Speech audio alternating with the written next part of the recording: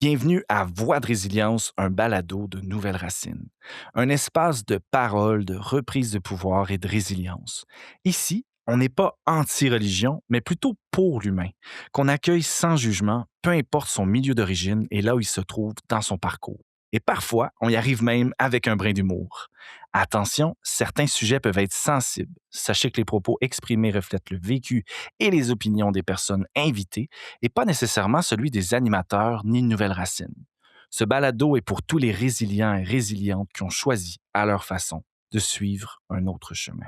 Salut à toi et bienvenue dans un nouvel épisode. Aujourd'hui, on a une conversation captivante à te partager. Un sujet profond et tellement pertinent pour nous tous. On a eu la chance de discuter avec Daniel Chabot, auteur du livre Un lapin dans les nuages. Oui, et quelle entrevue! On a parlé de l'origine de nos croyances, de ce qui fait qu'un humain adopte une croyance et la maintient.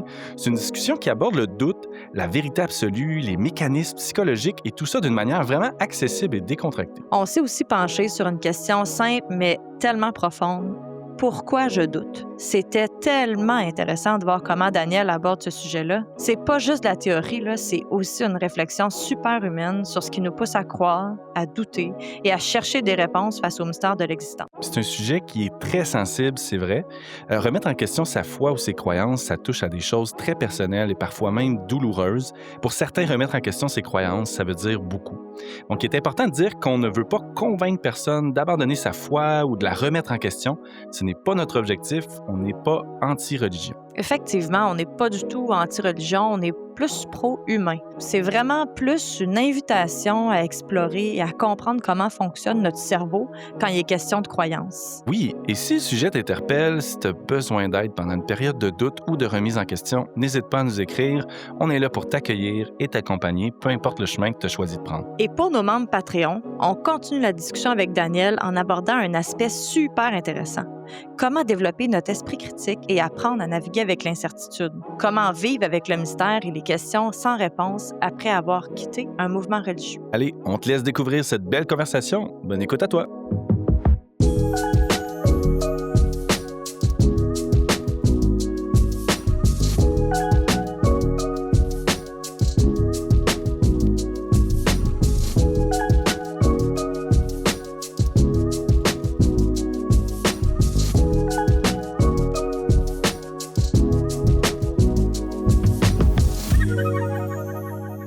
Bonjour tout le monde! On est très heureux de vous accueillir dans le podcast Voix de résilience pour notre épisode sur les croyances et le doute. J'ai avec moi Daniel Chabot et Mélanie Gagné. Bonjour à vous deux. Allô? Bonjour. Ça va bien? Ça va Oui, super très bien. Oui, merci d'être là aujourd'hui. On va aborder un sujet qui est très pertinent pour nos membres, pour nous tous. Daniel, si j'avais à faire un parcours de vie, un peu là, un bref résumé de ta vie, en quelques phrases, je dirais, bon, premièrement, une maîtrise en psychologie. Aussi, tu es un auteur de livres, dont le livre Un lapin dans les nuages, et qui on va parler là, durant l'entrevue. Tu as enseigné au niveau collégial pendant 35 ans. Et aussi, un fait particulier, c'est que tu as été 40 ans chez les Raéliens. Donc, c'est pas rien. Ça a aussi façonné là, ton intérêt là, pour la psychologie des croyances. Est-ce que j'oublie quelque chose dans mon résumé, Daniel? Moi, on peut partir là-dessus. Ça fait quand même un petit tour d'horizon, oui. Parle-nous un petit peu plus peut-être de c'est quoi cet intérêt-là? D'où a émergé ton intérêt pour les croyances au point d'en écrire un livre? Ben, comme beaucoup de monde dans la même situation, ça part de mon expérience personnelle, c'est-à-dire mes 40 années là, dans une croyance, dans une secte. Puis, évidemment, quand j'en suis sorti, parce que 40 ans, c'est long, je me suis posé la question ultime, c'est pourquoi? Comme les trois phases. Pourquoi je suis rentré dans ce mouvement? Pourquoi? Parce il aurait pu y en avoir un autre. Pourquoi je suis resté aussi longtemps? Et pourquoi j'en suis sorti? Comment ça s'est produit, là, le processus de quitter le mouvement? Et là, ben, j'ai commencé à faire des lectures parce que moi, étant donné que ma formation puis mon expérience dans l'enseignement, ben, je voulais aller plus profondément. Donc, j'ai entrepris des lectures. J'ai entrepris d'aller voir la littérature. Qu'est-ce que ça se dit, ce qui se dit là-dessus? Quelles sont les recherches qui ont été faites sur les croyances? Et puis là, ben, j'ai vu une montagne d'informations et je me suis dit: «Bon, ben, je vais partager ça» et c'est là qu'est venue l'idée de faire le livre. C'est vraiment après être sorti du groupe, que finalement tu t'es questionné sur ton expérience. Et c'est intéressant parce que d'un côté, tu étais dans un groupe où il y avait comme des croyances fixes, puis d'un autre côté, tu enseignais au cégep. Ça fait partie de mon paradoxe, puis, je pense qu'on en a tous, différents, là. Mais c'est vrai, j'enseignais des choses au cégep sur, tu sais, des concepts très basiques, très, comment dire, classiques sur, justement, j'ai donné un cours qui s'appelait «Normalité et marginalité», dans lequel on parlait du conformisme, on parlait des préjugés, on parlait des stéréotypes et comment tout ça, ça se construit dans une vie, mais aussi au niveau social. Puis, c'est comme si j'étais pas concerné par la chose et c'est ça ça va faire partie sans doute des éléments qu'on va aborder. Le fait de parce que beaucoup de monde entendent parler, tout le monde qui fait partie d'un groupe quelconque ou d'une idéologie entend, parler régulièrement du contraire. Ah, on est dans une société où il y a toutes sortes de croyances qui sont véhiculées, des discours qui vont à l'opposition de nos croyances, de nos Absolument. valeurs. Mais comme toi, tu l'as vécu, tu es capable d'enseigner même quelque chose, puis finalement de croire le contraire, ou en tout cas d'être capable de vivre avec les 2 dans un paradoxe comme. Absolument, absolument. Puis ça fait partie aussi de la nature humaine. La nature humaine est pleine de paradoxes. Oui, puis c'est ce qu'on va regarder aujourd'hui, la nature humaine derrière les croyances. Parce que finalement, c'est ce que je comprends en lisant ton livre, puis en écoutant, tes conférences. D'ailleurs, j'invite les gens, si vous sont intéressés, à aller plus loin, que le podcast. Tu des conférences qui sont sur YouTube disponibles, là, gratuitement. Heu, c'est cet aspect-là où dans toutes les croyances, que ce soit des religions, des conspirations, des superstitions, des idéologies, c'est un peu tous les mêmes mécanismes, qu'il y a chez l'humain qui font qu'on croit à des choses ou qu'on adhère, qu'on continue de croire ou que, tu sais, fait que c'est ça qui est intéressant, c'est qu'il y a comme toutes sortes de croyances, mais un même cerveau humain. Ouais, ben ça m'a fasciné aussi dans les lectures, c'est que évidemment si on se situe un petit peu dans le temps, bon, il y a mon expérience, puis il y a aussi un des déclencheurs, ça a été on était en pleine pandémie et vous savez comme moi que des théories puis des croyances, ça s'est mis à exploser dans toutes les Mmh. directions possibles et imaginables, avec tout et son contraire, avec, les chercheurs ou des scientifiques qui intervenaient, puis à côté de ça, Joe Blow, je excuse l'expression, qui lui était presque plus outillé, selon lui, que le médecin ou le spécialiste qui passe sa vie là-dedans. Et donc là, ça m'a dit, «Oh!» et il y a est-ce qu'il y aurait un en fait, la question, c'est est-ce qu'il y a un dénominateur commun au niveau, de la construction puis de l'adhésion, puis de la défense des croyances? Et puis, je pense que oui. Si on revient en 2020, il y avait beaucoup de travail qui se faisait. Parce que ce qui est fascinant aussi pour les chercheurs, c'était de le vivre en temps réel. Parce que souvent, on peut se pencher sur, bon, ben, qu'est-ce qui s'est passé dans la 2e guerre mondiale ou qu'est-ce qui s'est passé à telle époque? Puis là, essayer de reconstruire ça à partir du peu d'informations qu'on détient, si ce n'est que d'aller fouiller dans le passé. Là, c'était du temps réel et les chercheurs ont allumé là-dessus et c'est pour ça que, d'une part, il y a beaucoup de travaux qui ont été faits, beaucoup de publications et d'autre part, il y avait beaucoup de convergence entre les travaux puis les conclusions ou les observations que les chercheurs ont fait et ont même eu des expériences qui ont été faites avec des fausses croyances qui ont été soumises à des sujets pour voir comment ils réagissaient.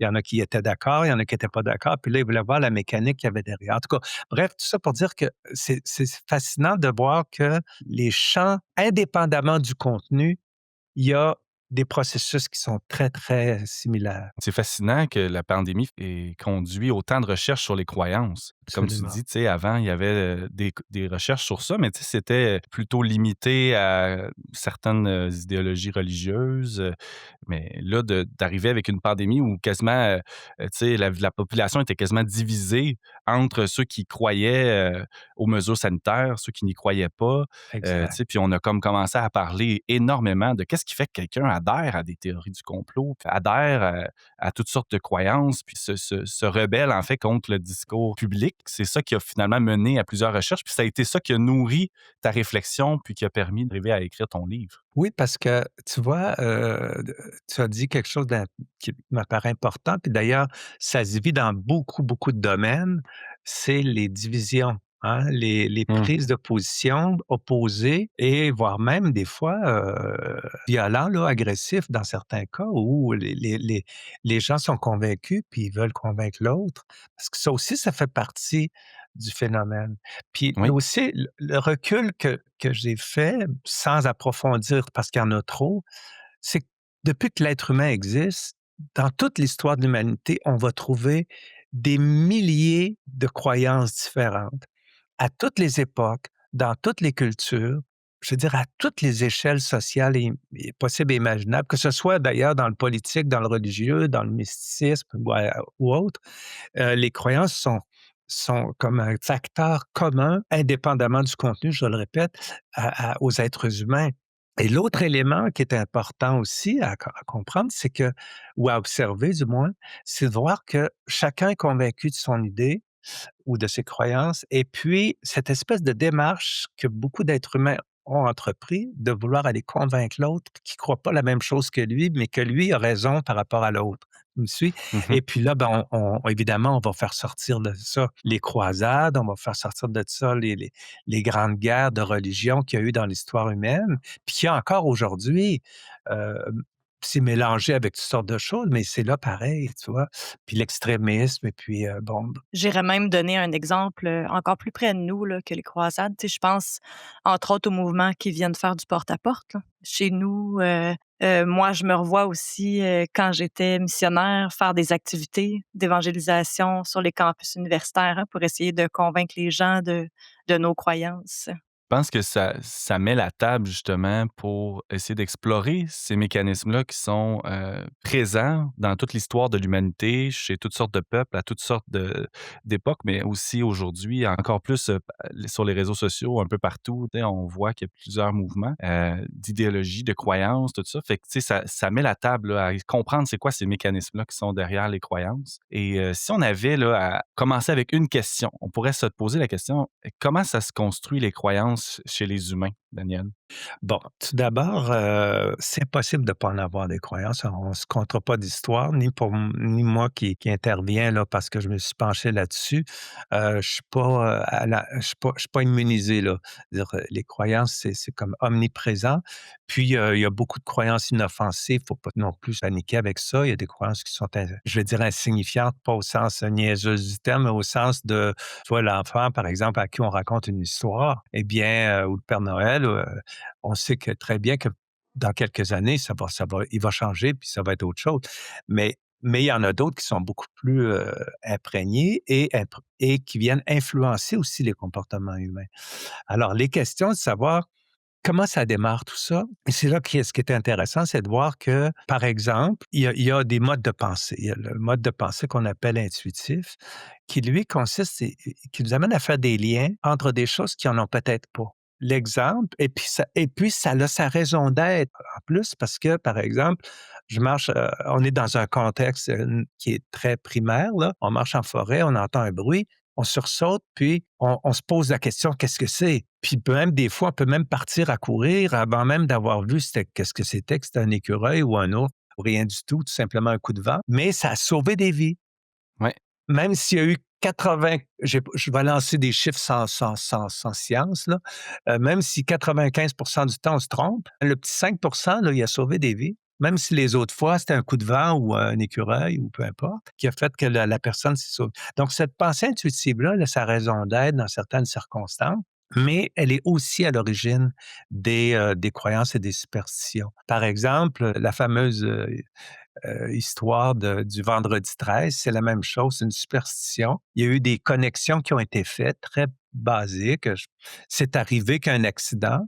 On ne parle pas des 99 qui ne sont pas arrivés, mais on va tout fixer sur celle qui est arrivée le jour où quelqu'un est passé en dessous et il a reçu une chaudière de peinture sur la tête. Puis là, ben, il ne faut pas passer en dessous des échelles, c'est un vendredi 13, des choses. Voyez-vous, les connexions se font très, très vite et particulièrement difficile par la suite à défaire. Surtout quand ils deviennent une tradition ou qui, s'échelonnent dans le temps ou qui sont communiqués de un à l'autre, ça finalement, ça fait qu'on y adhère, puis on sait même plus pourquoi on y croit. Exactement. Et si je veux juste dire un petit mot sur le titre de mon livre. Des fois, les gens me disent: «Pourquoi tu as appelé ça Un lapin dans les nuages?» Ben, c'est un point de départ, ça aussi. C'est-à-dire on a tous vécu quand on était petit, puis même adulte, on regarde un nuage, puis on trouve qu'il y a une forme qui ressemble à ça peut être un lapin, un chaton ou peu importe. On le sait tous qu'il y en a pas, mais on le voit pareil. Pourquoi on le voit? Parce on l'a déjà vu et on reconstruit à partir des expériences qu'on a, puis on va chercher des formes. On appelle ça la perception illusoire de modèle ou de pattern qui, elle, fait en sorte qu'on va voir des choses qui n'existent pas réellement, on les voit et puis le phénomène en question, il a été observé justement chez les gens qui ont beaucoup de croyances très fortes. Ils ont tendance à facilement tomber dans le piège de voir des choses qui ne sont pas nécessairement réelles. C'est-à-dire que oui, mais ils n'ont pas nécessairement de lien entre eux. Mmh. Est-ce qu'on parle ici, par exemple, Daniel, de signes? Tu sais, quand on dit, «Ah, tu sais, c'est peut-être un signe». Ah ben, ça fait aussi partie, oui, tout à fait, hein, parce que, dans les biais, du cerveau humain, il y a, celui de penser que si les choses se produisent, c'est qu'il y a une intention derrière, c'est qu'il y a une raison.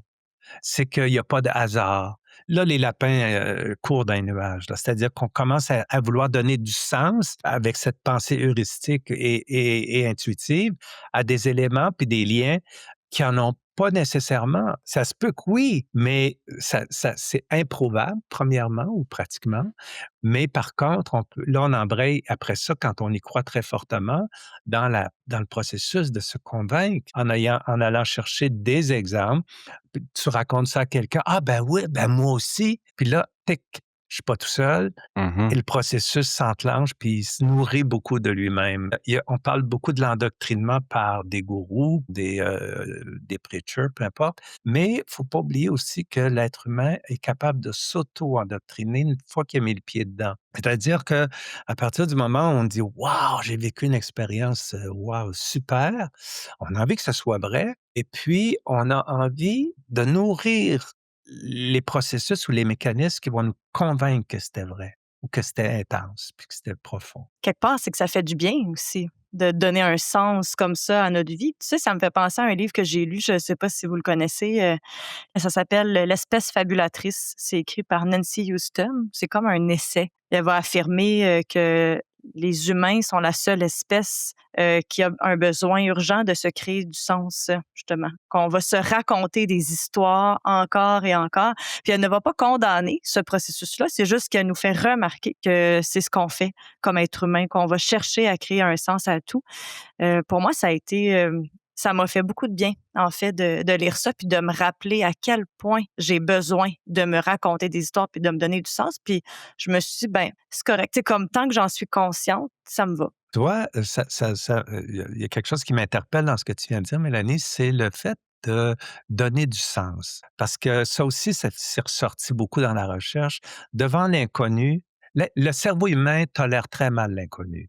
Il tolère très mal ce qui est pas complet, ce qui est pas fermé. On appelle ça le besoin de fermeture cognitive. Premièrement, ça a été observé beaucoup en perception, hein. On montre des images incomplètes, puis on la complète, hein, des taches sur un tableau, puis on va voir, je sais pas moi, une forme dedans, un peu comme le lapin des nuages.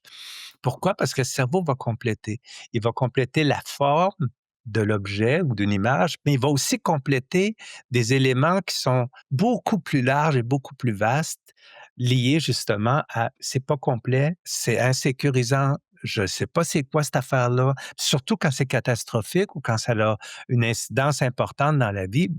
La question, c'est: «Ah ouais, mais pourquoi ça m'est arrivé? Pourquoi ce genre de choses-là?» Et là, tout à coup, on va chercher à remplir les vides. parce que c'est plus réconfortant, comme tu l'as dit, parce que c'est angoissant de ne pas comprendre, à la limite. Ça part de cette pensée intuitive-là devant, l'inconnu, mais ça c'est aussi, cette pensée-là intuitive, c'est cette machine-là de faire du sens, fabriquer du sens. On est comme une bébite à fabriquer du sens, les humains, puis on est capable de faire des liens entre des choses où il y en a pas. Ce que je comprends, Daniel, de ce que tu me dis, c'est il y a cette tendance chez l'humain à voir des liens, que ce soit entre un événement puis un autre.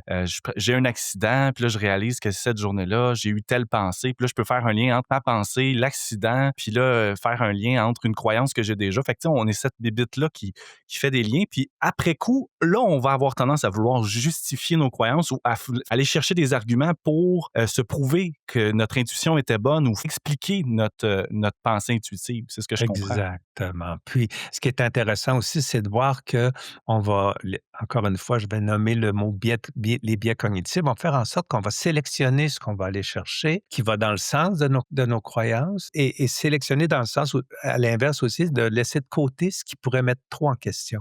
Puis, c'est là que ça devient encore une fois un piège, c'est-à-dire que je cherche à me convaincre moi-même et comme il y a beaucoup d'éléments contradictoires, puis l'autre qui croit pas la même affaire que moi, puis qui va même rire de moi, ben je vais, me convaincre puis le convaincre que c'est pas une fausseté. Tu sais, on est très bon pour rire des croyances des autres, les ridiculiser. Je sais pas moi, les superstitions d'antan, surtout quand on regarde un petit peu dans l'histoire des croyances, ben on voit des croyances un peu bizarres, puis on les trouve drôles, mais les nôtres sont pas comme ça. Ouais. Tu sais, aujourd'hui, ça a jamais été aussi populaire, tu sais, puis c'est pas pour critiquer une croyance ou une autre, mais l'astrologie a jamais été aussi populaire qu'aujourd'hui. La sorcellerie qui revient, l'espèce de magie blanche, les sorcières, tu sais, les croyances dans toutes sortes de concepts ésotériques qui reviennent. Tu sais, on a tendance à croire que, dans le passé, ils croyaient dans toutes sortes de trucs. Mais dans le fond, finalement, on reste, cette même, créature humaine qui continue de croire, à ce genre de croyances-là. Parce que ce fameux besoin dont on parlait de sens, le besoin de fermeture cognitive, c'est quoi le besoin de fermeture cognitive? C'est justement d'avoir une réponse claire ou finie à quelque chose qui l'est pas, qui est Mmh. incomplet. Parce que c'est angoissant, parce que c'est déstabilisant au niveau de notre bien-être. Parce que c'est sûr que, tu sais, la question de savoir si le Père Noël existe ou pas, c'est une chose qui, à un moment donné, puis ça devient insignifiant. Mais il y a des questions existentielles profondes que l'humain se pose, puis c'est toujours posé, puis je m'excuse, mais il va continuer de le faire. Oui, ça peut être réconfortant, mais en même temps, ça peut nous piéger beaucoup aussi. Qu'est-ce que tu veux dire, par se faire piéger? Bon, ben, par exemple, moi, là, je défends le droit de croire. C'est un droit, c'est fondamental. Ça fait partie de la Charte des droits et libertés. J'ai le droit de croire. Pas de problème avec ça. Mon problème, si je peux dire, ou enfin le problème que je vais soulever, c'est l'institutionnalisation de la croyance, des croyances. Quand ça devient des systèmes, parce que encore une fois, l'histoire regorge d'exemples de ça, où les croyances sont devenues tellement omniprésentes qu'ils en sont arrivés à dicter des comportements. C'est pour ça qu'à un moment donné, dans la Révolution tranquille au Québec, on a séparé la religion du politique parce que il y avait trop d'ingérence de l'un par rapport à l'autre. Il y a encore des sociétés dans le monde qui sont comme ça. C'est que la notion de piège puis d'emprise, c'est de plus avoir autant de marge de manœuvre, même si dans l'absolu, il va en avoir, mais dans la structure de l'organisation puis des croyances, tu as pas trop le droit au doute. On va dire oui, mais en même temps, on n'est pas à l'aise avec ça. Je sais pas si vous voyez ce que Oui, je oui. veux dire. On n'est pas à l'aise autant de le vivre soi-même parce qu'on se sent pas bien. Ça fait ressurgir nos malaises d'antan et on n'est pas bien par rapport à l'autre ou à la communauté parce que on devient un petit peu le mouton noir de la gang. Quand on a des croyances plus du type exploratrice où on adhère à des choses, à des valeurs, à des X ou Y croyances, c'est moins dangereux que quand ça devient un système où là, tu sais, il peut y avoir une forme de contrôle, là, où les croyances peuvent être utilisées pour contrôler ou pour limiter la liberté des gens. Dans un système de croyance qui ne tente pas juste d'expliquer des phénomènes, paranormaux ou surnaturels, mais qui va aussi dicter des comportements. Et puis l'exemple qui m'est venu, c'est celui de la vaccination.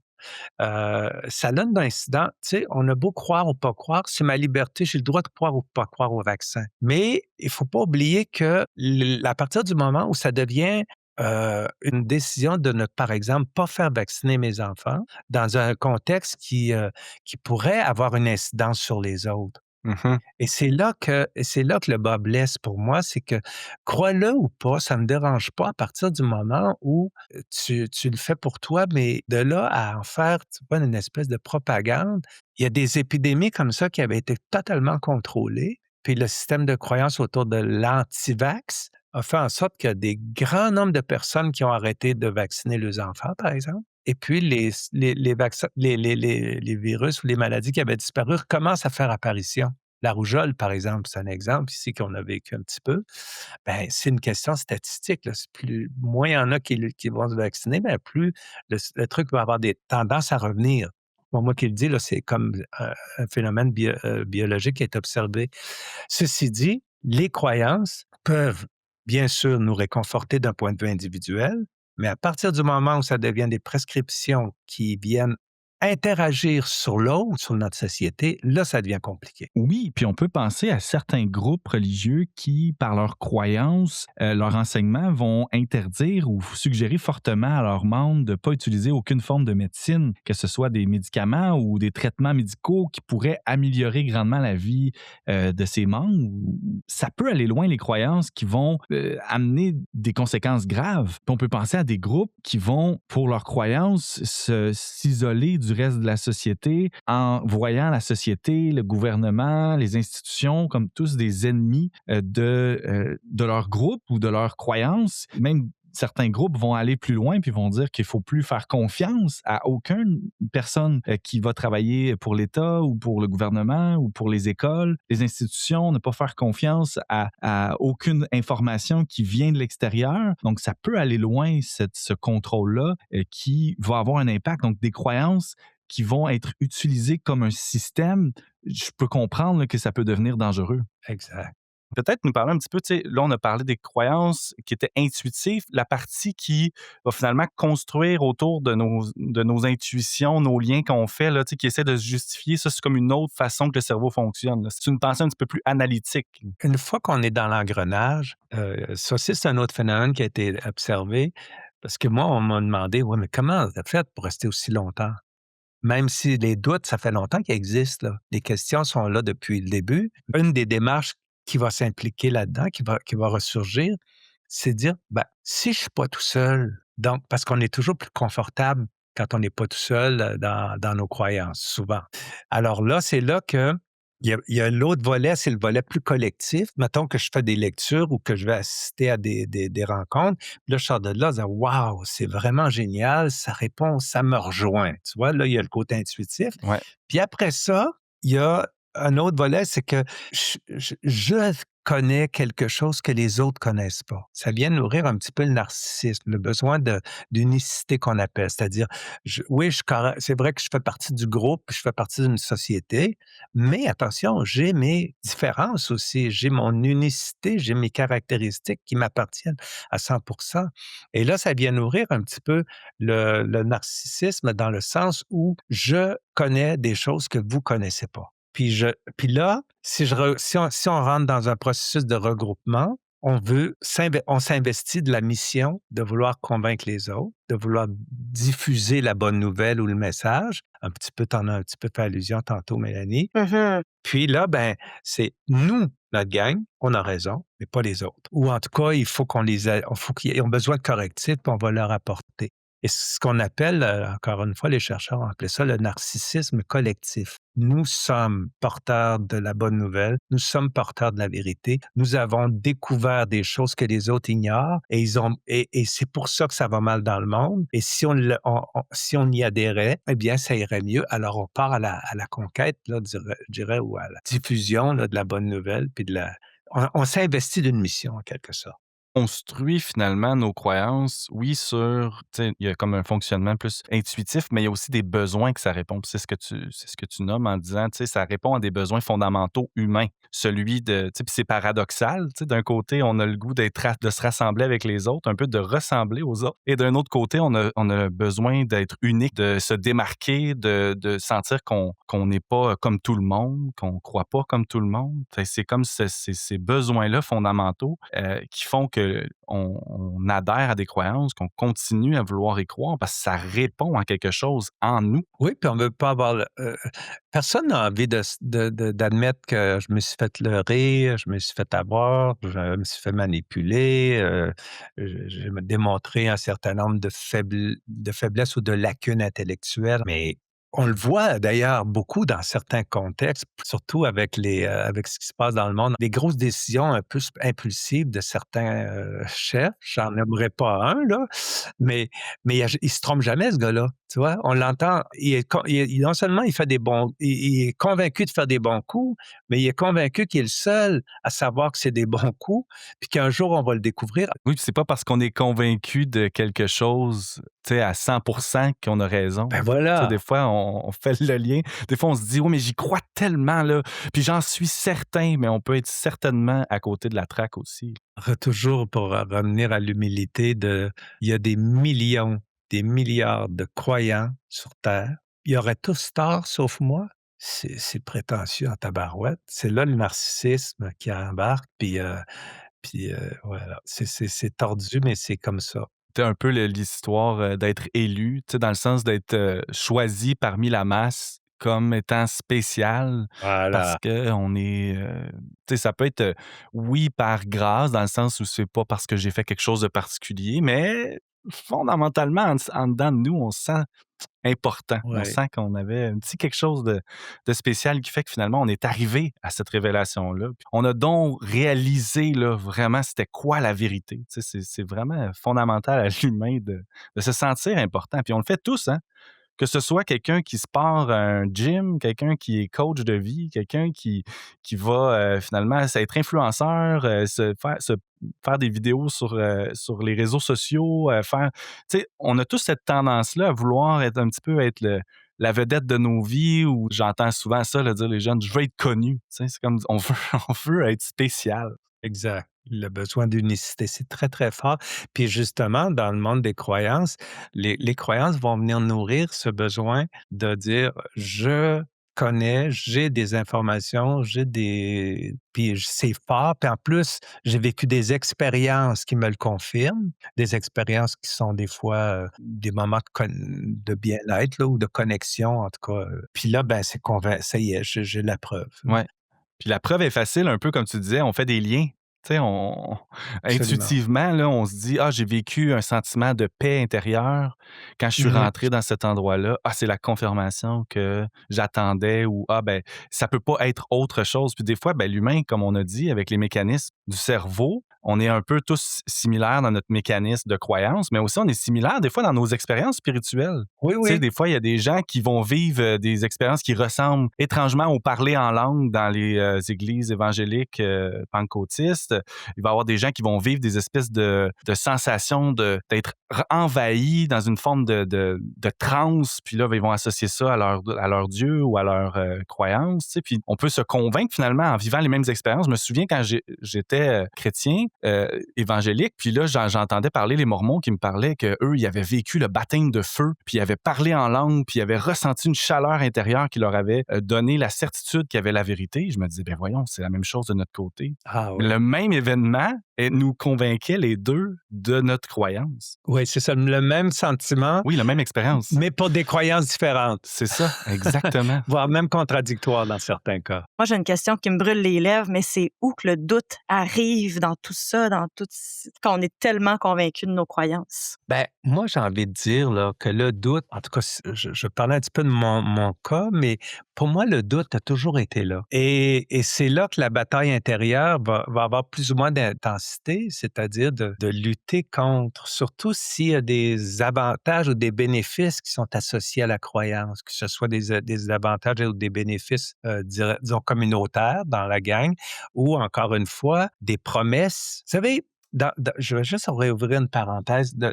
J'ai fait allusion à ça tantôt, qu'on appelle l'escalade de l'engagement. Quand on s'engage dans quelque chose, que ce soit en temps, en énergie, en argent ou tout ça ensemble, plus on avance dedans, plus c'est difficile de reculer, hein. Ça a été démontré et ils ont appelé ça aussi l'effet Concorde. Les ingénieurs, il y a des groupes d'ingénieurs qui disaient au départ, avec l'histoire de l'avion Concorde, que ça pouvait pas fonctionner, c'était risqué, puis il allait avoir à un moment donné quelque chose qui va arriver parce que c'est pas viable. Mais il y avait de l'argent qui s'investissait, puis il y avait encore une fois toute espèce d'engrenage qui fait que, ben, attends une minute, là, avant de reculer là-dessus, là, on en a mis des billes Oui. en arrière, puis on en a mis de l'énergie, puis on y a cru, puis en plus, on croyait vraiment d'avoir révolutionné le monde avec ça. C'est dur de dire on s'est planté. Puis là, ben, écoute, dans ce cas-là, il y a une catastrophe, puis ça a tout fait tourner, mais ça peut faire un sacré bout. Et dans le monde des croyances où c'est très difficile d'avoir des preuves concrètes et tangibles, ben, c'est encore plus insidieux parce qu'on met du temps, on s'investit, on met le cœur à l'ouvrage, comme on Coup de dit. bénévole. Ben oui, on n'est pas payé pour.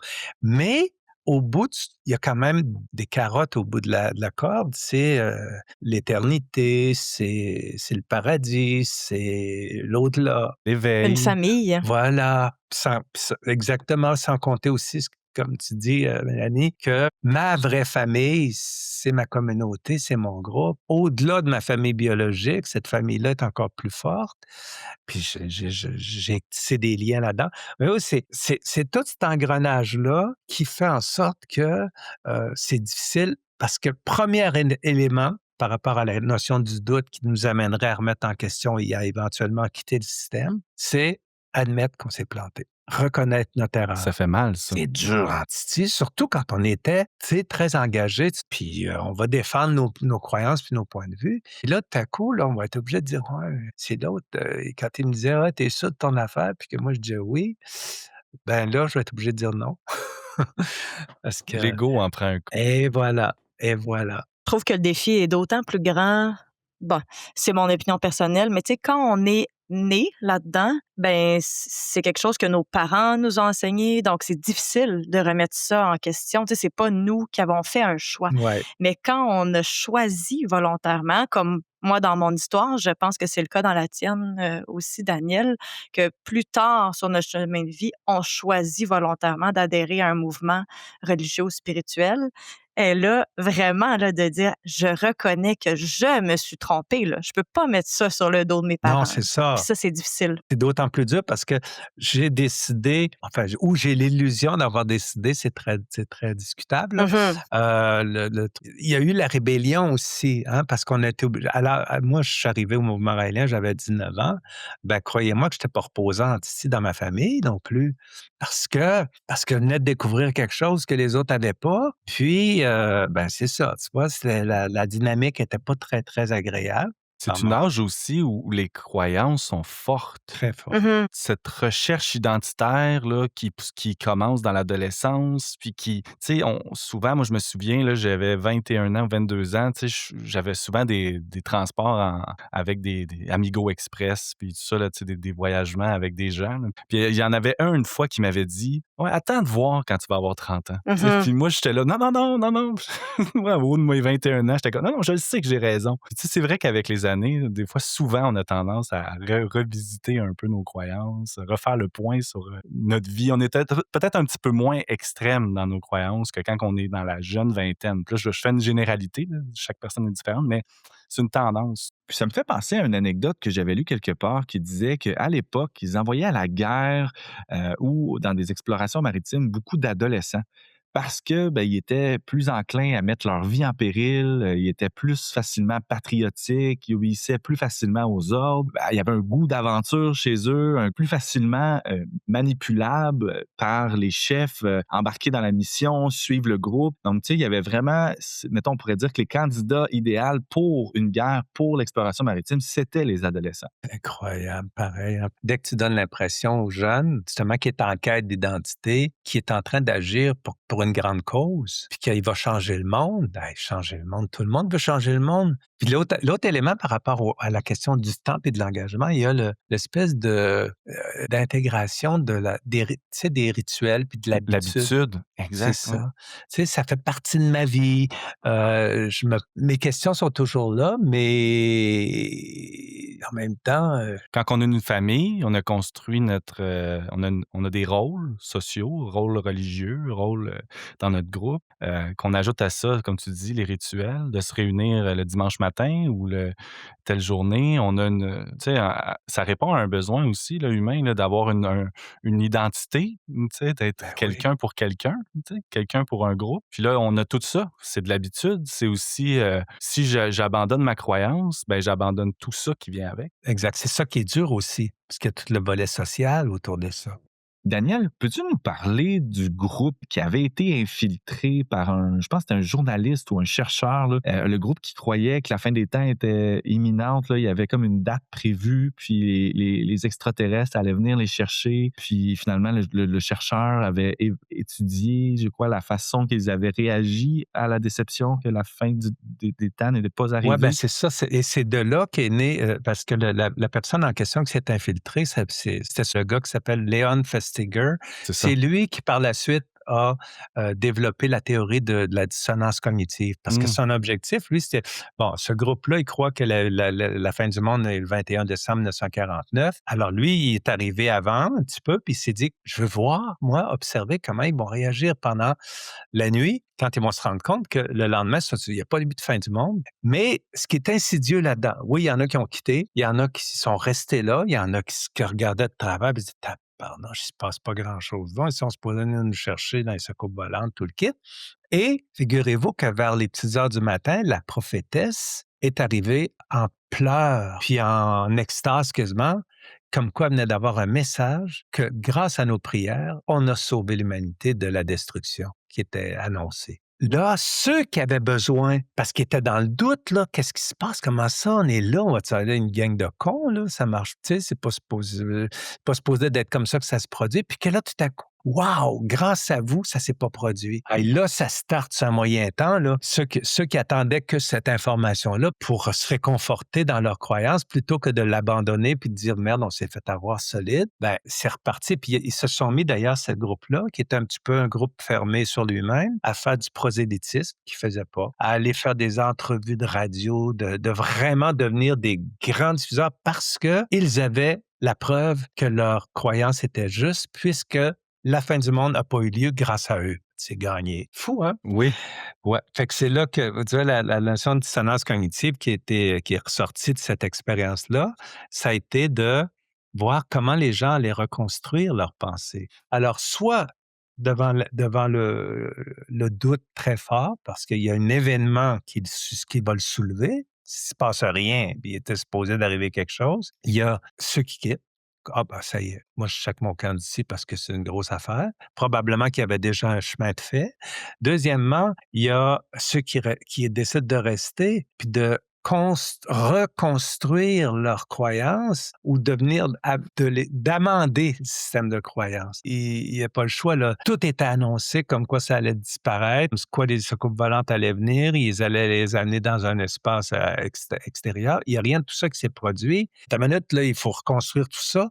Alors, c'est là que la notion de dissonance voit son rôle. Puis ça a été vraiment une grande, découverte, ça, de la part de Festinger, de le restructurer à partir d'une expérience très concrète. Puis après ça, on regarde toutes nos situations de vie. On en a tous de la dissonance cognitive à un moment donné ou à un autre. Il ne faut pas se compter d'histoire.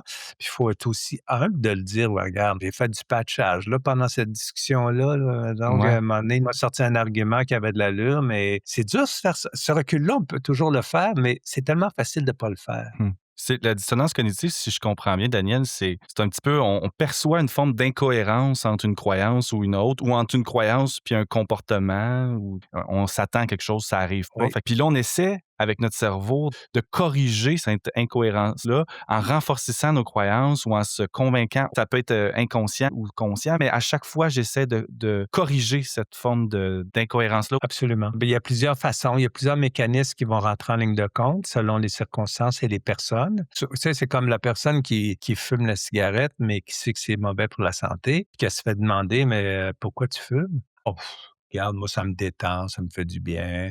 Ou encore: «Oui, mais c'est quand même dangereux pour le cancer». «Oui, mais de toute façon, il va falloir mourir un jour. Fait que mourir de ça, mourir de d'autres choses». Tu vois, il y a toute cette espèce de construction.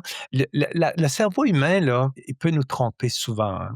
volontairement ou involontairement ou par mécanisme inconscient. C'est un petit peu ce qui est présent dans le processus de correction de la dissonance. Parce que j'ai le choix, je peux toujours la remettre en question, ma croyance, c'est sûr. D'ailleurs, il y en a qui le font, puis il y en a qui l'ont fait, puis nous-mêmes, on l'a fait. Mais c'est une démarche que, vous le savez, là, c'est on pédale. Ouais. Puis c'est pas souvent instantané. Non. Tu sais, comme c'est pas parce qu'une fois on a un doute qu'on décide d'abandonner l'ensemble de nos croyances. Tu sais, tu as parlé de château de cartes dans ton livre. Tu sais, qu'à un moment donné, le château de cartes s'écroule. On peut le voir aussi comme des piliers un peu. Tu sais, il y a certains piliers sur lesquels on s'appuie pour croire à quelque chose. Ça peut être notre expérience personnelle. Ça peut être, tu sais, j'ai eu des prières qui ont été répondues. J'ai vécu telle expérience spirituelle ou paranormale. Après ça, j'ai telle chose que j'ai lue, telle chose que j'ai adhéré. J'ai le témoignage de telle personne. Puis là, à un moment donné, ben, tranquillement, un s'effondre. Puis là, l'autre s'effondre, puis l'autre s'effondre. Puis à un moment donné, ça ne tient plus sur grand-chose. Tout à fait. Puis là, à un moment donné, ben, ou ça peut être un moment très, très fort là, du type,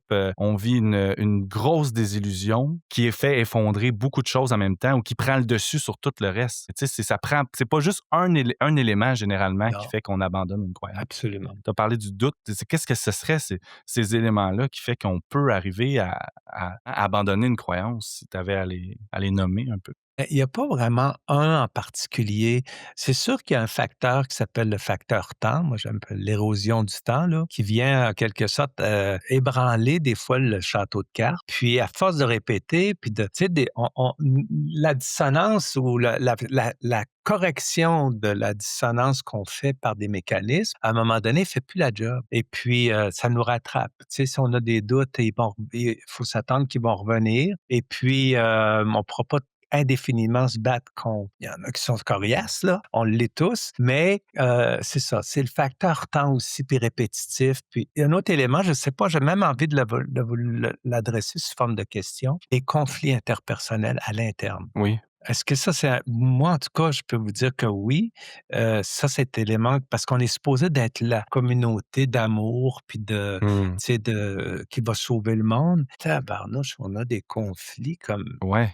tout le monde, là. On le voit beaucoup chez nos membres. Chez Nouvelle Racine, là, c'est quelque chose qui ressort beaucoup dans leur narratif. Quand on a écrit, par exemple, nos deux ouvrages d'histoire de déconstruction, cette espèce de désillusion, d'incohérence, c'est ça, face, comme tu disais, là, au discours d'amour qui est prêché dans nos communautés versus la réalité de ce qu'on vit vraiment. Par exemple, le mari de quelqu'un vit un moment extrêmement difficile, il s'éloigne un peu du bon chemin, puis là, ben, suite à ça, la communauté va le tasser, tu sais, au lieu d'être là, puis de l'accompagner, de l'aider à se relever, ben, il va être plutôt jugé et vu comme une menace. Donc oui, effectivement, puis tu sais, moi aussi, dans mon histoire, je l'ai vécu régulièrement, là, qu'effectivement, il y a des incohérences, je pense qu'on vit dans nos relations à l'intérieur même du mouvement qui font remettre certaines choses en question. Ouais, puis les quêtes de pouvoir, puis la même mécanique qui va se passer dans à peu près toutes les organisations, hein. On sait que ça existe dans bien des domaines. Ben, ça va arriver là aussi et ça peut être un facteur de désillusion aussi. Effectivement, tu sais, je trouve que dans le religieux, souvent, il y a cette notion de pureté, tu sais, qui devrait être celle des membres. Moi, je me souviens, ma grande désillusion, c'était, je me disais, si on est rempli du Saint-Esprit, nous, on avait cette notion-là que Dieu ne pouvait nous remplir puis nous amener à être purs ou à être des bonnes personnes, puis à faire le bien autour de nous. Mais finalement, je me rendais compte, tu sais, quand je regardais l'histoire de l'Église, l'histoire de ma branche d'Église, là, le pentecôtisme, j'étais désillusionné par des hommes de Dieu qui se disaient hommes de Dieu, mais qui avaient des comportements complètement à l'inverse, escroquerie, narcissisme, infidélité, pour des gens qui prêchaient un message tout inverse. Fait que c'était l'écart entre ce que je m'imagine que Dieu peut faire, ou tu sais, ce que j'entends puis dans les discours de chaque dimanche matin avec les prédicateurs, puis l'écart entre ma réalité à moi que j'observe là, dans le concret. Fait que oui, effectivement, là, les discordes, les rejets, tu sais, quand on se rend compte, comme tu disais un peu plus tôt dans le podcast, tu disais, il y a des fois, on est le mouton noir, puis là, on se fait rejeter, puis là, on se met à être vu comme étant une menace, un danger. Puis là, finalement, on se rend compte que ben, c'est pas tout à fait amour, c'est pas tout à fait bienveillance et accueil. Ouais, comme je disais, des guéguerres de pouvoir. Il y en a aussi que c'est quand ils montent dans les échelons, justement, souvent les gens pas trop impliqués, souvent, ils voient moins cet aspect-là. Puis Exact. souvent, les organisations, comme tout organisme, que ce soit une grande église ou une entreprise, vont avoir à préserver leur image. Puis là, quand on rentre dans les hautes sphères, là, on se rend compte qu'il y a plein de choses qui sont cachées. Le lait est caché. Tu sais, il y a des gens là, dans Nouvelle Racine qui racontent leur histoire, qui disent: Hey, moi, quand je suis devenu haut placé, là, j'ai eu accès à d'autres informations. J'ai eu un autre visage de ma religion. Tu sais, j'ai eu un autre visage de mes croyances. Tu te pointais, Daniel, en disant: Toi, ça t'est arrivé? Complètement. Parce que nous, dans le mouvement, il y avait le gourou, le prophète est toujours vivant. C'est pas quelqu'un qui a vécu avant, là. On est contemporain, puis en montant dans les échelons, on s'approche de lui. Moi, j'étais un de ses proches collaborateurs, de sorte que j'ai vu des affaires, j'ai vu des choses, j'ai vu des incohérences. Et puis, je me suis vu aussi, surtout avec le recul, faire mon patchage, là, comme je disais tantôt, là, tu sais, remettre ça en perspective. Tu vois, un exemple. Quand ça se passe, quand on est dans notre nuage, c'est le prophète qui a des révélations. Par exemple, lorsqu'il était, mettons que tout le monde était bien, puis on était dans une bonne passe, là, comme on dit, puis que le prophète parle, ben c'est wow, quoi, tout fit. Mais par contre, lorsque lui fait des baveux, ou des bévues, puis qui sort des affaires, qu'est-ce qu'on fait? Oui, mais c'est un humain, il est pas parfait. Il est parfait là, mais il l'est pas là. On l'excuse de ses imperfections, mais quand on pense qu'il a raison, que j'en vois pas un dire le contraire, par exemple, tu vois? C'est un peu Hmm. caricaturiste ce que je vous dis là, Ouais. mais c'est comme une espèce de dynamique parce que comme je dis, vu qu'il est contemporain, il est là, puis quand on est proche, ben, on voit des affaires, puis on entend des choses. Ça met à l'épreuve en bébite parce que le fidèle, lui, il voit que le beau côté, tu vois? C'est presque tant mieux pour lui. Ben, c'est vrai. Puis toi, tu as écrit des livres pour la secte. Tu as investi du temps, tu as parlé à plein de gens de ce sujet-là. À un moment donné, c'est ça. Tu étais proche du leader. Tu sais. Fait qu'il y a comme cet aspect-là. C'est ça, à un moment donné, il y a cette désillusion-là qui vient avec le fait de se rapprocher des hautes sphères. Ouais. Un exemple aussi, c'est que, mettons, il dit un truc qui passe plus ou moins bien parce que, fou, me semble que c'est en contradiction avec ce qu'il a dit l'autre fois. Moi, là, ma job, souvent, personne ne me le demandait, c'était de récupérer ce qu'il venait de c'était de le récupérer et de le faire fitter dans le système. L'assurance qualité. Oui, c'est ça, exact. Et c'était pas comme ça que j'étais, tu sais, c'était pas ma fonction, là, c'était pas, mais encore une fois, dans l'engagement, tu vois, on parlait de l'escalade de l'engagement, plus j'en fais, plus je m'enfonce, mais j'aime bien aussi une autre image qui ressemble à celle-là, qui est l'engrenage de l'engagement. Puis tu sais, un engrenage, c'est bon, au départ, il y a un engrenage qui est maîtresse, qui fait tourner les autres. Quand il y en a plusieurs, à un moment donné, je deviens non seulement la roue qui se fait donner une propulsion, mais j'en suis une qui en donne aussi. Tu me suis? Donc, je me suis fait, comment dire, donner une impulsion, mais à un moment donné, je suis un donneur d'impulsion. Et quand l'engrenage est complexe, il se passe quoi? Il se passe que c'est pas parce que je veux arrêter que ça va s'arrêter de même, là, parce que je suis dans l'engrenage. Je l'ai poussé, mais là, je vais arrêter, mais je me fais pousser parce que le système est ainsi construit. Bonne chance. Je trouve ça intéressant ce que tu disais concernant le fait que ton rôle, celui que tu avais pris, c'était de faire fonctionner les contradictions, les incohérences qui étaient dites ou faites par le prophète à l'intérieur du système de croyance pour que ça reste un tout cohérent. Ça me fait penser, puis si je peux faire un parallèle avec les écrits religieux, que ce soit la Bible, le Coran, les écrits hindous ou autres, tout groupe de croyants qui se fient à un livre, on doit s'organiser pour interpréter, pour se fier à des textes qui sont vieux, écrits par différents auteurs à différentes époques. Et on n'a pas le choix d'essayer de faire fitter ces livres-là avec les découvertes scientifiques, avec les nouvelles connaissances, que ce soit au niveau de la médecine, de la psychologie, au niveau de la science. Et c'est là que c'est intéressant parce que tout le travail du croyant, ça va être d'essayer de faire du sens, de raisonner sa foi pour essayer de faire fonctionner le monde au travers de son interprétation des Écritures. Fait que ça, je trouve que c'est intéressant parce que c'est oui, dans le contexte où toi, tu avais le prophète qui était vivant, mais tout croyant va essayer de faire fonctionner, fitter les incohérences, les contradictions dans le système de croyances. Exact. Je serais curieux de savoir, Daniel, est-ce qu'il y a d'autres obstacles que tu vois au doute? En fait, de contrer le doute, si je peux dire, un petit peu comme on disait tantôt, ouais. Peut-être je serais pas étonné que vous me disiez que vous l'avez vécu aussi. C'est de dire: «Ah, je suis en train d'être testé», hein? C'est le test. Tu Oui, oui, réagis, je suis Mélanie, hein? vraiment d'accord, avec ça. Puis même une fois après, dans mon cas, après avoir quitté, ça m'a suivi pendant des années. Pas juste cette pensée-là de test, mais est-ce que je suis séduite par le démon? Ouais. Ouais.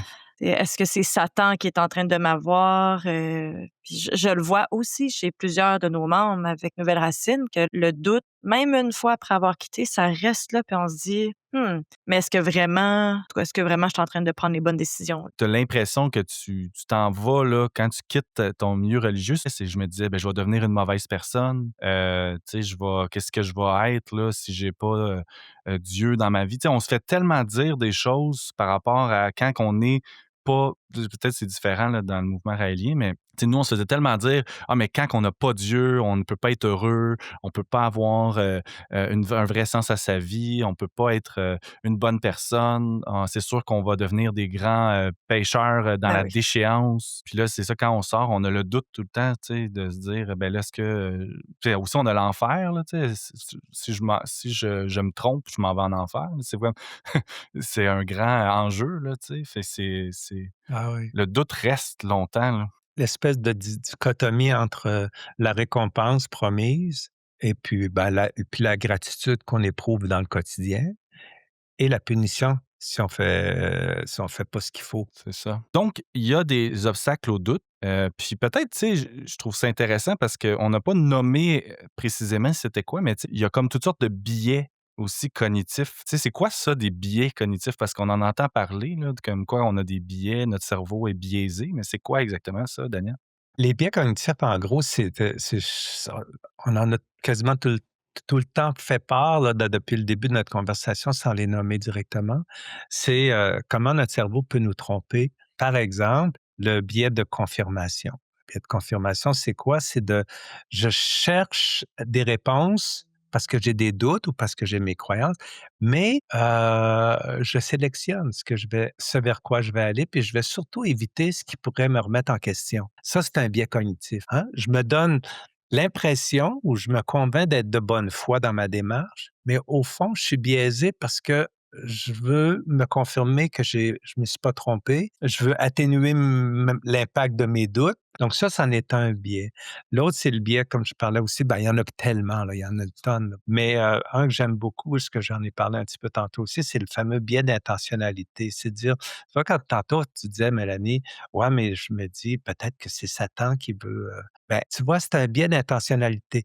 Mon malaise actuel, parce que je me pose des questions sur le fonctionnement, sur telle affaire qui est un peu bizarre dans mon système de croyances, et au lieu de le voir comme tel, puis de l'accueillir, puis de faire avec, je me dis: «Ah, il y a une intention derrière. Il y a quelque chose qui guide ça, puis c'est ça mon ennemi. C'est ça qu'il faut que je combatte et non pas le contenu du doute». Et ça, ben, ça s'appelle un biais d'intentionnalité, puis c'est très présent. Tu vois, quand on dit: «Il y a pas de hasard», quand on dit, si les choses se produisent, c'est parce qu'il y a une volonté derrière, quelle qu'elle soit. Alors que dans la réalité, dans les faits, peut-être qu'il y a il y a quelque chose qui est intentionnel, mais peut-être que non. Les accidents existent, les circonstances, aléatoires ou hasardeuses existent aussi. On se dit, tu sais, puis c'est drôle, puis pas drôle en même temps, mais tu sais, comme par rapport à la prière, ben, on se dit: «Ah ben, si Dieu, exauce ma prière, c'est parce que là, tu sais, il voulait que ça arrive. S'il l'exauce pas, ben ça, c'est sa réponse, que c'est un non». Dans tous les Voilà, cas, il y a une intention derrière. exact. On ne peut pas s'en sortir, autrement dit. Puis est-ce quoi un peu, mettons, le biais d'autorité? Ah ben, le biais d'autorité, c'est intéressant. J'en parlais un petit peu tantôt dans mon expérience. Il y a le gourou, ou il y a le chef, ou il y a la tête en haut, puis l'autorité parle, puis j'y crois, parce que c'est lui. Puis ça existe dans tous les domaines, hein, dans le domaine, dans toutes tu sais, ça peut être le leader religieux, mais ça peut être aussi, «Ah, mais un scientifique qui a dit que», surtout dans le monde de la pseudoscience, ouais, il met un commentaire ou une réflexion ou une opinion, puis je fais intervenir son son autorité, il est médecin, il a des PhD, il a ci et ça, et il a dit ça, ou il a... Donc, c'est ça un biais d'autorité. De façon plus simple aussi, plus proche de nous, quand mes parents disent quelque chose, tu sais, par exemple, quand on est plus jeune, là, tu sais, si mes parents disent quelque chose, donc ils ont probablement raison. Quand mon professeur dit quelque chose, il a probablement raison. C'est un peu Ouais, mais ça. les profs, là, c'est vrai qu'ils ont raison. Parole d'un prof. Le biais, c'est de croire que parce que c'est une autorité, il a raison. Puis moi, j'avais cette tendance-là quand on parlait du créationnisme. Quand j'étais dans l'Église, j'avais toujours cette idée-là de dire, ah ben, puisque lui a étudié là-dedans, j'ai pas besoin, moi, de faire ces recherches-là. Je peux y croire que c'est vrai le créationnisme. Fait que, tu sais, je me fiais sur ses études en C'est sciences bon. pour me dire, ben lui, là, même s'il dit contraire à tout le monde, lui, il a fait ses recherches puis il a prouvé que l'évolution, c'était pas vrai. Tu sais, il y a ça aussi dans l'autorité. Absolument. Il y a tel biologiste ou tel paléontologiste ou autre qui a dit le contraire de la communauté, et c'est lui que je vais croire. Qu'il y a, il y a ce il y a ce que j'avais besoin, c'est-à-dire c'est une autorité, c'est pas n'importe qui, là, c'est pas le premier qui passe qui va me dire ça, c'est une personne qui représente une autorité. Puis en plus, ça serait là-dedans un billet de confirmation parce qu'on va finalement aller Oui. chercher les Ah informations ben qui oui, confirment. Ouais. Fait que absolument. c'est ça un peu le cerveau, puis c'est ce qu'on a parlé. Il y a comme un mécanisme qui est universel, qui est dans tous les humains depuis l'histoire de l'humanité, qui se reproduit dans toutes les croyances. Puis derrière ça, ben, il y a des besoins fondamentaux, que ce soit les besoins de s'affilier, d'être en groupe, mais aussi le besoin de se sentir spécial, unique. Il y a cette pensée intuitive qui nous a servi longtemps pour la survie, mais qui maintenant nous accompagne aussi dans toutes nos croyances. Puis à partir de ces intuitions-là, on fait des liens, puis on construit des croyances, puis parfois ces croyances-là deviennent des systèmes. Puis là, ben, ces systèmes-là, finalement, peuvent devenir tellement présents qu'ils peuvent nous amener à une forme de piège, de contrôle. Puis il y a toutes sortes de raisons pour lesquelles on reste dans une croyance ou qu'on, malgré le doute, on continue à croire parce qu'on s'est engagé, parce qu'on a mis du temps, parce qu'on a investi de l'argent, puis à un certain point, ça peut s'effriter, ça. Puis le doute, des fois, vient avec l'effritement du temps. Puis il peut venir aussi de manière graduelle, en remettant en question certaines choses. Ça peut être par des expériences dans le groupe entre les membres, mais ça peut aussi être par rapport aux croyances elles-mêmes, là, des contradictions dans les croyances. Puis à un certain point, finalement, on peut en arriver à dire, ben, j'y crois plus ou je dois quitter. Puis ça peut être des fois des événements plus marquants, des chocs, des expériences traumatisantes qui font qu'on quitte. Puis en terminant, Daniel, est-ce que ça résume bien un peu? Ah, bon doute, parfaitement, oui. Dans le fond, j'aimerais ça, peut-être si tu pouvais terminer en nous donnant quelques conseils à quelqu'un qui traverserait une période de remise en question présentement, pour passer au travers de cette période difficile-là. Alors, ouais, c'est intéressant parce que, comme on dit, le doute, je sais pas, est-ce que vous confirmez tous les 2 que vous avez, malgré les moments où on avait l'air le plus convaincu, il y avait quand même en background, des petites affaires, là, des petits questionnements? Tout à Oui. fait. Dans mon cas, oui. OK, c'est ça. Parce que moi, c'est pareil, du début jusqu'à la fin, il y avait: «Ouais, mais tabarnak, c'est-tu vrai? Il est-tu vraiment allé sur une autre planète, lui?» Puis bon, bref, et le réflexe, c'est-à-dire, c'est tellement beau, là, tellement trippant, là, que, hein, je veux te je on le tasse. Mais moi, ce que je pense, là, c'est que j'ai envie de dire: accueillons le doute, puis de développer, tu sais, tu parlais, dans les questions, tu as utilisé l'expression «avoir une pensée critique». Oui, la pensée critique, c'est celle qui se donne la permission de regarder le doute et non pas de détourner le regard, de le questionner puis de l'accueillir. Puis la démarche que je suggère, c'est celle du scientifique. Le scientifique, c'est comme un esprit, hein, il y a l'esprit critique, mais j'ai envie de dire aussi l'esprit scientifique qui est de faire la démarche, avoir un questionnement. C'est tout à fait humain. C'est ça qui a fait progresser l'humanité, pour le meilleur et pour le pire, vous allez me dire, mais c'est ça pareil. Puis, dans le domaine de la science, il y a, OK, je la regarde ma question. Je fais pas semblant là, qu'elle me dérange pas. Je la regarde, puis je vais entreprendre la démarche la plus rigoureuse possible pour aller trouver non pas la réponse, mais des éléments de réponse. Parce que la réponse, tu sais, on n'a pas abordé ça, là, il y a le biais, mais le fameux absolu, là, tu sais, est-ce que Ouais. l'absolu On existe? Bon, pourra en parler dans l'extra, d'ailleurs, pour les OK. membres. Donc, l'accueil puis la démarche, justement, qui est un peu comme le scientifique, qui va regarder, mais qui va pas juste regarder ce qui confirmerait son hypothèse, mais ce qui pourrait l'infirmer, la mettre en question. Puis, après ça, confronter des choses avec la réalité. Tu vois, tantôt, on parlait des autorités, mais par exemple, un des éléments qui m'a un peu frappé, tu sais, nous, on croit que, dans le mouvement, on croyait que, ben, il croit encore que Jésus, c'est un extraterrestre parce qu'il parlait du mon Père qui est dans le ciel, puis qu'il faisait référence, mais les gens n'ont pas compris, à une autre planète, etc. Donc, parfait, ça fit bien parce qu'on a cette éducation judéo-chrétienne derrière nous. On a été baptisés quand on était petits. Puis là, tout à coup, on revient tout remettre ça dans une perspective contemporaine, nouvelle, etc. Bon, là, je veux en venir, c'est qu'un jour, je tombe sur un truc qui dit, d'après des chercheurs, encore une fois, une autorité, mais que j'accueille, encore une fois. Je ne dis pas qu'elle a raison ou tort, mais ce que je veux dire, c'est qu'avant, je l'avais mis de côté, qui dit que Jésus, tel qu'on le connaît, tel qu'il est, il n'y a pas de traces au niveau archéologique ou autre de son existence. Ça pourrait être carrément une création de fil en aiguille. Je ne sais pas que c'est vrai ou c'est pas vrai. Même chose avec l'exode des Juifs. Il y a des chercheurs qui disent qu'il n'y en a pas eu comme décrit dans la Bible. Parenthèse fermée. Ça, là, au départ, quand il faut que Jésus fasse partie du portrait, puis que là, tout à coup, peut-être qu'il n'a jamais existé pour vrai, mais que ça a été une construction des hommes, au palais, qu'est-ce que je fais avec ça? Il y a une brèche. Ah, il y a une brèche, puis là, c'est de OK, je l'accueille. Je dis pas que c'est vrai ou que c'est faux, mais je dis pas que c'est vrai ni que c'est pas vrai. Tu comprends?